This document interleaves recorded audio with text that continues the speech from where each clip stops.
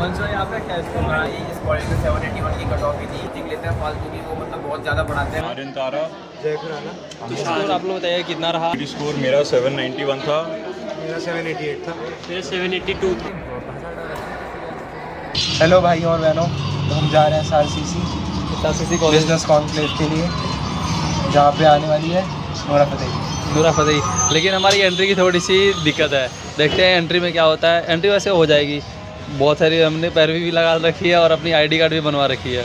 तो देखते हैं एंट्री हो जाती है तो नूरा फतेही से आज मिलेंगे और SRCC Shri Ram college of commerce में हम लोग एंट्री लेंगे और बहुत ही मस्ती करेंगे, मज़े करेंगे। और आज का ब्लॉग भी रहेगा उसमें थोड़े बहुत, और कोई स्टूडेंट्स मिल जाते हैं हमें, तो वैसे तो स्टूडेंट्स ही मिलेंगे, लेकिन मतलब जो SRCC का पर्सनली मिल जाता है तो उससे हम बात करेंगे और CVT का स्कोर भी जानने की कोशिश करेंगे कितने में हो जाने वाला। वैसे तो हम लोग फेस्ट अटेंड करने के लिए जा रहे हैं, लेकिन और साथ में ऋषि भाई है। चूँकि SRCC हमारे कॉलेज से थोड़ी सी दूर थी तो हमें यहाँ से वहाँ तक जाना था, तो हम लोग बस से जा रहे थे।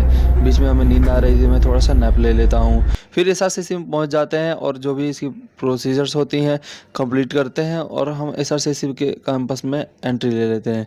SRCC में कैंपस में एंट्री लेने के बाद हमें मालूम चलता है कि यहाँ पे जो इवेंट्स हो रहा था उसके लिए बहुत सारी तैयारियाँ की गई हुई थी, और तैयारी इतनी अच्छे से की गई थी कि आज तो SRCC कुछ अलग ही दिख रहा था और बहुत ही प्यारा व्यू यहाँ पे देखने को हमें मिल रहा था।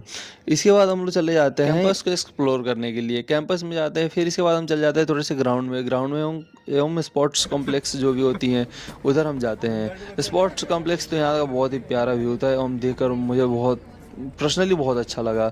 मैं सोच रहा था ऐसे स्पोर्ट कॉम्प्लेक्स हर एक कॉलेजेस में होने चाहिए, क्योंकि यहाँ पे स्पोर्ट्स कॉम्प्लेक्स की बहुत ज़्यादा वैल्यू है और बहुत ही अच्छा लग रहा था। फिर यहाँ पे हमें कुछ फ्रेंड्स मिल जाते हैं, उनसे CVT का स्कोर जानने की कोशिश करते हैं, जैसे गंधर्व भाई और वंश भाई मिलते हैं। गंधर्व भाई जो बताएंगे हमारे SRCC में आने के लिए, मतलब कि CVT में कितने स्कोर लिए और क्या क्या किए। गंधर्व भाई बताइए प्लीज़। भाई ज़्यादा कुछ तो किया नहीं था, बस आ गए नंबर 788 आए थे हमारे। भाई 800 में 788 समझ रहे हो ना, आने के टॉपर है भाई, टॉपर चाहिए। हाँ। पिछली बार तू ढंग कर दी अभी, मतलब ऐसे आप बता दो SRCC ऐसा कॉलेज है, हम इसमें बहुत सारे लोग हैं जो बच्चे आने के प्रेफर करेंगे, तो उन्हें क्या क्या चाहिए, मतलब उनका बैकग्राउंड क्या होना चाहिए?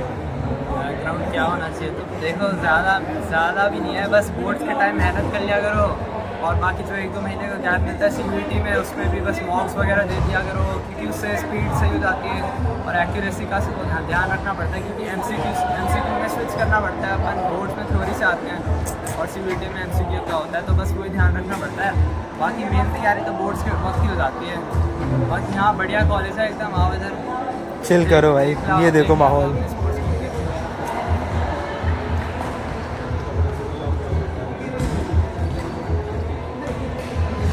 तो भाई अब मिलते हैं वंश से। वंश भाई आपका क्या स्कोर रहा है? आपने कितना प्रिपेयर किया CVT के में, कितना स्कोर लाया? फिर से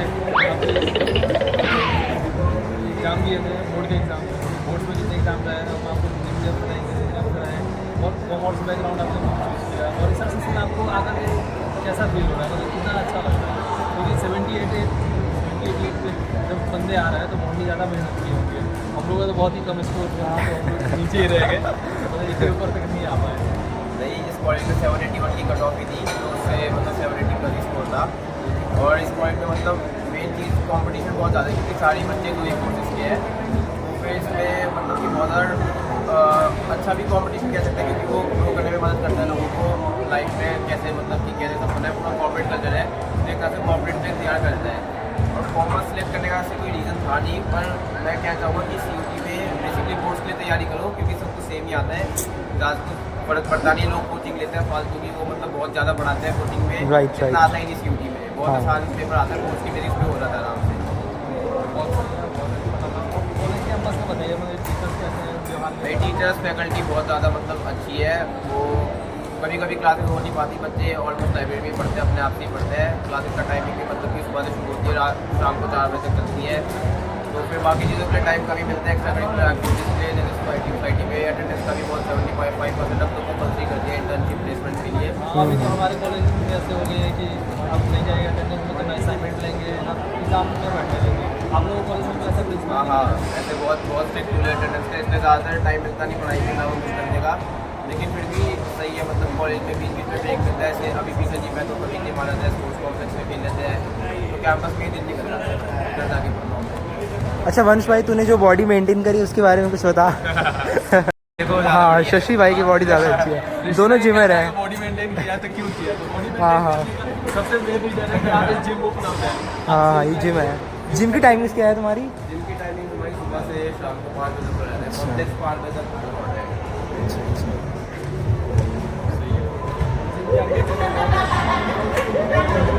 एक इधर भी है एक जिम। ये वो एक कार्डियो वाला जिम है, ये वेट वाला जिम है। अच्छा, सेम अच्छा। ये दोनों यूनिसेक्स जिम है। ओके। स्पोर्ट्स कॉम्प्लेक्स घूमने के बाद हम लोग चले जाते हैं कॉलेज कैंपस को थोड़ा एक्सप्लोर करने के लिए, उसके हॉस्टल्स एवं क्लासरूम्स देखने के लिए। तो उधर जाते हैं हम लोग। भाई देख सकते हो, इधर बॉयज़ हॉस्टल है और उस साइड गर्ल्स हॉस्टल है। सीयूईटी में जितना हो सके तुम लोग स्कोर लाने की कोशिश करो, इससे क्या होगा, अच्छा कॉलेज मिलेगा तो कॉलेज कैंपस के अंदर में ही हॉस्टल मिल जाएगी। इसके बाद हम लोग चल जाते हैं कैंपस में क्लासेस की तरफ, जहाँ पे कि क्लासेस चल रही होती हैं और इवेंट्स तो होते रहते हैं और क्लासेस अपनी चलती रहती हैं। क्लासेस की टाइमिंग अलग होती है और इवेंट्स का टाइम भी उसी के साथ होता है। तो जो बच्चे इवेंट्स पार्टिसिपेट करना चाहते हैं वो इवेंट्स में जाते हैं और जिन्हें लाइब्रेरी ज्वाइन करनी है और लाइब्रेरी में जाकर बैठ के अपनी पढ़ाई करते रहते हैं। इधर देख सकते हैं क्लासेस चल रही थी और क्लासेस में सुविधा भी बहुत अच्छी हैं और टीचर्स भी, जैसे कि हम रेगुलरिटी है कि टीचर्स आपके साथ अच्छे से व्यवहार करते हैं और पढ़ाई लिखाई भी एकदम शानदार तरीके से होती है। तो आप लोग बहुत अच्छा लगेगा। मेरे कॉलेज एसआरसीसी में मैं फर्स्ट टाइम आया हूँ, विजिट किया हूँ। तो सीयूईटी स्कोर आप लोग बताइए कितना रहा और आप लोग एसआरसीसी में आगे कितना मतलब कि ये हुआ? CUET स्कोर मेरा 791 था। मेरा 788 था। मेरा 782 था। और एक बार आप लोग अपने नाम भी बता दीजिएगा, आपका क्या नेम है? आर्यन तारा। जय खुराना। तुषार। तुषार। तो आप लोग मतलब कितना प्रिपरेशन किए थे कि सीयूईटी स्कोर इतना पाएँ, उसके बाद यहाँ तक पहुँच गए? यार मेन चीज़ तो 12th है, ठीक है, क्योंकि जी, हाँ। सिलेबस 12th का है। थोड़ी जी, सी जी। चीज़ें जैसे इंग्लिश है जो 12th से रिलेटेड नहीं होता। जी, जी। बट अगर किसी को एडवाइस चाहिए कि एसआरसीसी ऐसा है, मेन तो है 12th में फोकस करो। हाँ। ऐसा नहीं है कि एंड में CUET के लिए पढ़ लोगे, वो कुछ अलग है। हाँ। क्योंकि सब्जेक्ट्स यही है 12th वाले, तो 12th के लिए पढ़ो। NCERT बोर्ड है यार, वो करो और MCQ सबसे ज़्यादा जितने सॉल्व कर सकते हो करो। अपार्ट फ्रॉम दैट मेन तो we should focus on the boards only, और उसके बाद हम मॉक टेस्ट पे ही ध्यान दिया था। तो सीयूईटी के पैटर्न से फेमिलियर होना चाहिए, किस टाइप के क्वेश्चन आते हैं, केस स्टडीज़ किस टाइप की आती हैं। तो at the end it's easy if you are well prepared. यार मेरा भी वही था, मेन मॉक टेस्ट ही थे। लास्ट में मतलब मॉक टेस्ट भी फोकस किया था और 12th के सिलेबस का ही था, मतलब ज़्यादा प्रिपरेशन करने के लिए कोई मतलब चैनल्स, बुक्स आप लोग मतलब जो चीज़ यूज़ किए हों? सुनील पांडा सर तो काफ़ी मतलब सुनील पांडा सर। आई थिंक हमारी क्लास में ही आधे बच्चे सुनील पांडा सर से पढ़े हैं। अच्छा। तो सुनील पांडा सर हैं। बाकी पुरानी वीडियोस रजत अरोड़ा सर, कॉमर्स बाबा, 3 सब्जेक्ट्स तो आपके पक्के हो जाएंगे। जी। बाकी इंग्लिश के लिए शिप्रा मिश्रा मैम मैंने देखा था, और कोई मैंने CUET अड्डा 24/7 देखा था। 24/7 जी, मैंने भी उसको प्रेफर किया था। और हिंदी मीडियम के लिए जैसे कोई बहुत ही स्टूडेंट्स आते हैं, तो एक हम लोग जो कि बनारस से चल रहा है अभी, उसको भी बहुत अच्छा लोगों ने प्रेफर किया। और एसआरसीसी में मतलब कि इवेंट्स भी होते रहते हैं, क्लासेस भी सोसाइटी चलते रहते हैं, सोसाइटी वगैरह। टीचर्स का आप लोगों के साथ बिहेवियर कैसा है? टीचर्स आप लोगों के साथ कैसे है? हिंदी मीडियम तो नहीं है। हिंदी मीडियम्स हिंदी मीडियम है हमारे क्लास में, मतलब कि नहीं के बराबर है, नहीं के पहुँच ही नहीं पाते, उतना स्कोर होगा तब तो आएंगे कोई। फॉरेन स्टूडेंट्स है ना, तो सारी जो मतलब टीचर वीचर बोलते भी हैं तो वैसे इंग्लिश में बोलते हैं, क्योंकि फॉरेन स्टूडेंट्स की वजह से या तो पूरा इंग्लिश ही है। हाँ, तो मतलब आपको आना है एसआरसीसी में, मतलब इतने टॉप रैंक्स में ला करके उसके बाद पहुँचना है, तो आप लोगों को मेहनत करना होगा और इंग्लिश सीख के आना होगा पहले से। क्योंकि वो तो Hello. Prakash. Oh, this is Harsh from SRCC only. I am from राजधानी कॉलेज एंड आपसे मतलब जानना चाहता हूँ कि जो सीयूईटी बच्चे अभी कर रहे हैं 2024 वाला, उन लोगों को क्या प्रिपरेशन करें और आप किस बैकग्राउंड से कैसे उठ करके यहाँ तक पहुँचे? मतलब आप उनका क्या इसमें संघर्ष रहा है, कैसे पहुँचे?